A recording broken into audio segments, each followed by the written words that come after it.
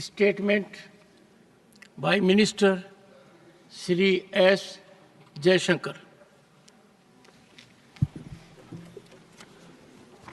Mr. Chairman, sir, I rise to apprise this august House of certain recent developments pertaining to Bangladesh.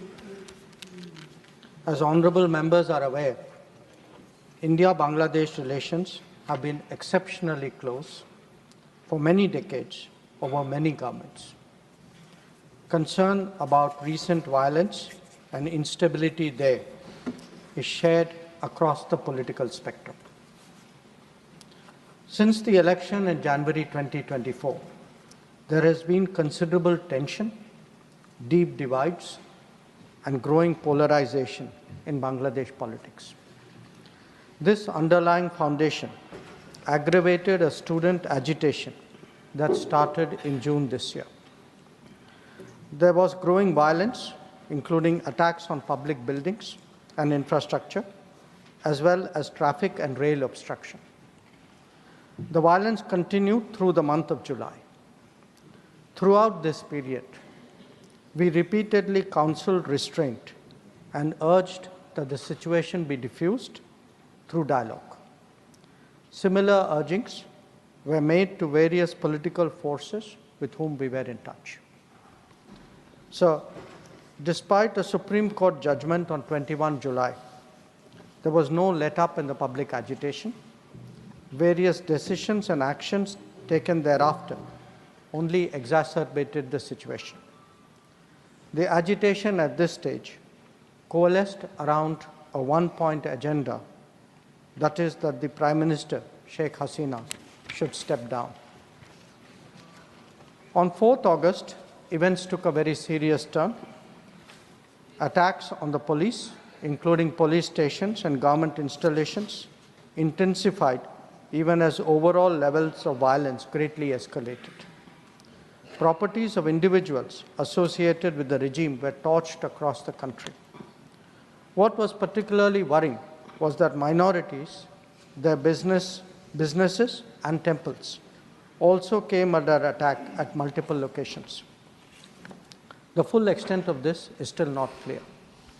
Sir, on 5th August, demonstrators converged in Dhaka despite the curfew. Our understanding is that after a meeting with leaders of the security establishment, Prime Minister Sheikh Hasina apparently made the decision to resign. At very short notice, she requested approval to come for the moment to India. We simultaneously received a request for flight clearance from Bangladesh authorities. She arrived yesterday evening in Delhi. The situation in Bangladesh, sir, is still evolving. The Army Chief, General Waqar-uz-Zaman, addressed the nation on 5th August. He spoke about assuming responsibility and constituting an interim government. We are in close and continuous touch with the Indian community in Bangladesh through our diplomatic missions. There are an estimated 19,000 Indian nationals there, of which about 9,000 are students. The bulk of the students, however, have already returned to India in the month of July on the advice of the High Commission. In terms of our diplomatic presence, in addition to the High Commission in Dhaka, we have Assistant High Commissions in Chittagong, Rajshahi, Khulna, and Sylhet. It is our expectation that the host government will provide the required security protection for these establishments. We look forward to their normal functioning once the situation stabilizes. Chairman, sir, we are also monitoring the situation with regard to the status of minorities. There are reports of initiatives by various groups and organizations to ensure their protection and well-being. We welcome that, but will naturally remain deeply concerned till law and order is visibly restored.